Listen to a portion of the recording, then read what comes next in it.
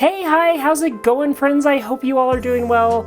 This is your girl, Ash Coyote, just hanging out with y'all today. Welcome to the show. Oh my god, I'm so excited to hang out. So we're gonna be checking out furries in the news. We're gonna be looking at two different news stories about furries. We're gonna be reacting to it, and we're gonna be having a good time. So we're just gonna check them out, have a good-natured look, maybe a little bit of a laugh at stuff going on in the fandom. These furry news stories are from like the 90s and 2000s. There is a little bit of a curse flavor to it. Just keep all that in mind, you know, like this was the very beginnings of things, but we're going down memory lane a little bit here. And it's gonna be fun, and it's gonna be weird, and it's gonna be amazing. I'm gonna try and do it in order, but hey, don't hate me if I don't. Welcome to 1993.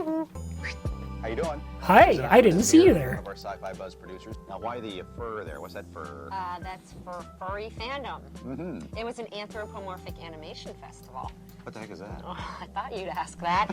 That is when you ascribe human traits and characteristics. Can you all hear that okay? Oh. Kind of like. Oh, I like this picture here. Oh, is that Dan Rather? Oh look, it's a that's furry. you. Very good, Mike. Nicely done. Yeah. Just This dude's haircut is like the most like early 90s haircut I've ever seen, and so is hers actually. I mean, like look at that. They're just both like, welcome back.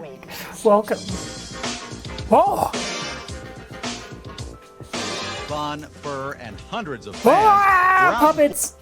Puppets always kind of like freaked me out a little bit because it's again kind of like that weird uncanny valley thing, and then like people like will only talk to you with the puppet, and I'm just like, can you just talk to me? Hi, hello puppet. Hi puppet. In Costa Mesa, California.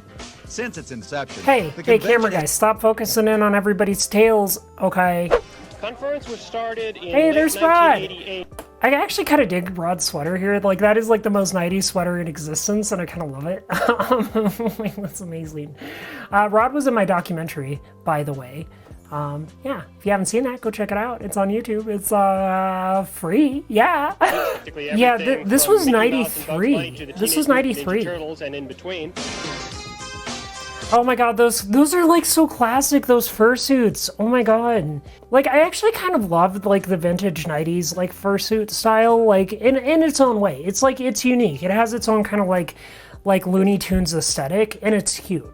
Don't hate me, but just saying. faithful furrydom fans offer various explanations for their devotion That's to the not a art form. fursuit, that's a kid. That kid is probably older than me. Also, that looks like that brony guy.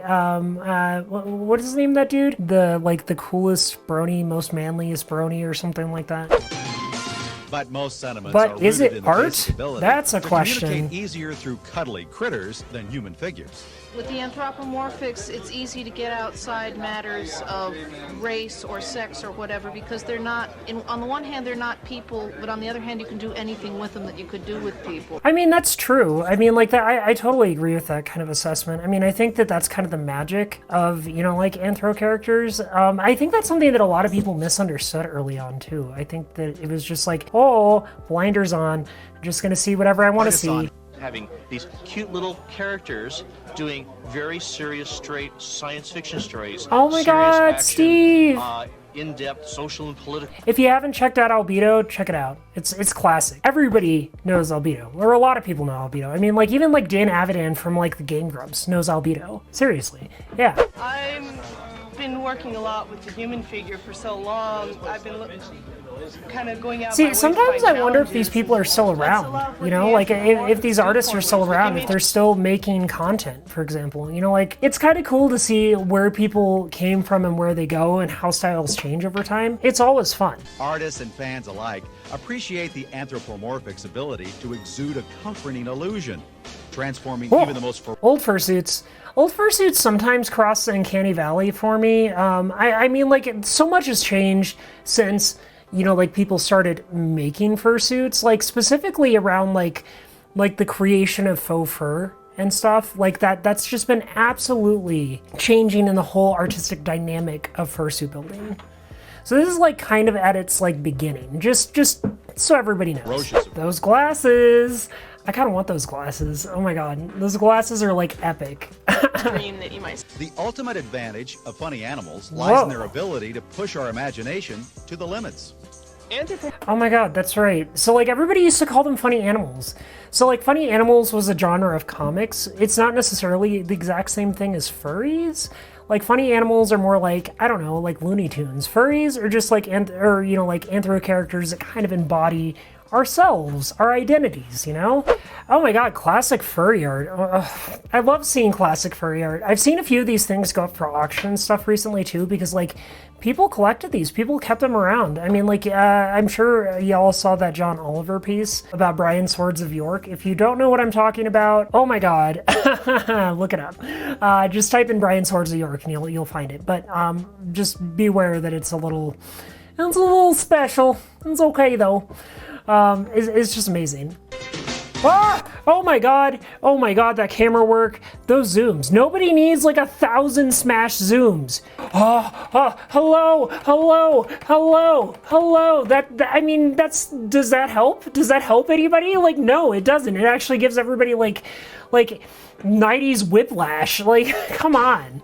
Okay, so here's the next one. This is Conference 8. By day, this Twin Cities man is a mild-mannered computer programmer, but on during the mornings, he's a mild-mannered computer programmer. During the evenings, he's Batman, the furry man. special nights, he goes absolutely wild. In tonight's Extra, the growing subculture of people who call themselves furries. Well, your next-door neighbor or a colleague at work. She's like, I'm looking at you, Mr. News Anchor, right there. Are you a furry? Oh no. Oh, so scary. Furries are so scary. You never like, know it. Now, no. Furries talk about Oh, yes. our daily research.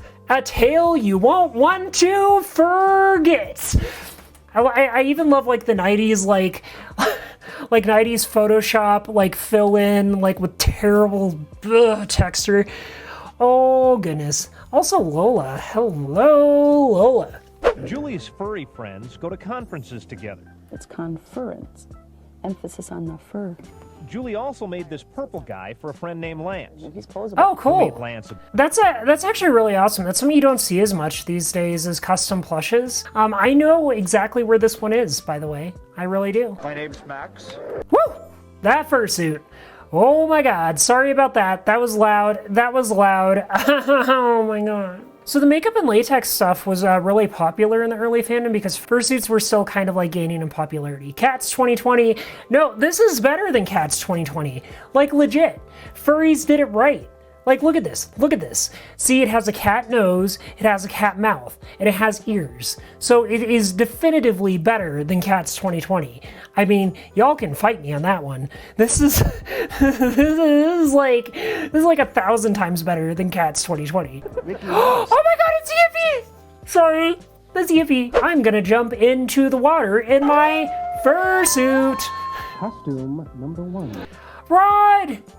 So we saw like conference, what probably would have been, I think, like conference 4, and now this is conference 8. So we're seeing a 4-year gap between those two. Whoa, animatronics, what? Lola Bunny, dancing. Look at all these. This is like a legendarily like old suit, and it's kind of one of those suits that has kind of like shown up in a lot of different pieces of footage. So it's interesting to see its evolution. Long Aww. time. Give me a kiss. Come on. It's a cutie bear. I imagine that probably took a long time to put on. Like an absurdly long amount of time, actually. Like, can you imagine trying to paint your entire body like that? Tiger Wolf says he met Whoa, Crunch, dude! mascot at the party. Dude, that was a very involved mascot. That dude's like straight up body slamming people. Like, oh my god. Julie Bowman taught other furries the finer points of costume design. I have a chin. And you get a nice... I mean, like, so, like, for the record, everybody who's watching this, I mean, like, this is one of those things that just, you know, like, it took a long time to kind of get to where we are today. When it first kind of started out, I mean, like, it was just people trying to, like, figure out how to make these things much more of a reality, and, like, we see the evolution of it when you look here, and then the one that we're going to see is a little bit after that, after this. You're told us that being furry is just innocent child's play. Adults pretending to be kids. Look at this guy. He's like, furries, it's just child's play. Adults pretending to be animals. But wait. A lot of what goes on here is undeniably adult-oriented. Whoa. It's not for everyone. and other pet services. Other pet services? Pet auction? What? Area He's just like, be a little bit controversial. yeah, I want to be everybody's pet. What is going on? Here we go. Here we go. Is definitely not kids stuff. Let's talk about the fur piles. Solace, let's not and say we did. How's that sound? How's that sound? I don't remember reading about this. This is the unofficial furry history. Oh, he's not kangaroo! Ooh, kangaroo! And you'll probably stop hearing me now. Oh, that's so cute! Programmer analyst That for the actually is a good University fitting. of Minnesota. That's a good son. That's a good son. So he was the one in the middle. Okay. Okay. Hey, Solace, I don't even know that underwear was around back in the 90s, okay? Just saying. Throwing that out there. You know, like, I feel like it wasn't. Aren't furries becoming mainstream? They kind of are. Events like a poolside time I love that there's like this kid that's just like, what is going on? Why are all these people hanging out by the pool? Oh, is that what it's called? Ha!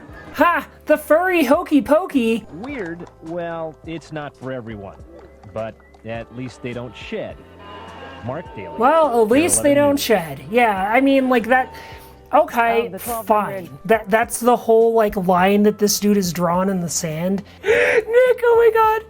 At least they don't shit. You know, I'm just glad that we don't have to have a ton of bags here, so we just have to pick it all up. I mean, like, who has to pick that stuff up? Is that, like, the handler's job? Is that what's going on? I mean, like, come on. Furry haters have become a minority. I mean, I feel like people just in general, like, the 90s was kind of like, ooh, edgelord, I have, like, all these problems with everybody and all their stuff, and now it's just like, hey, embrace your weirdness and be you. I mean, like, that's like me in a nutshell, really. I mean, I'm gonna be honest, like, I don't care what, you know, like, folks like choose to do, you know, like with their fursuits or whatever. I mean, like, that's up to them. It's not up to me.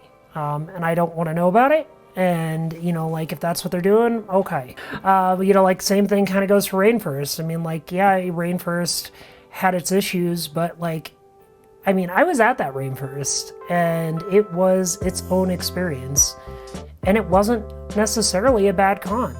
I know that's probably a hot take, too.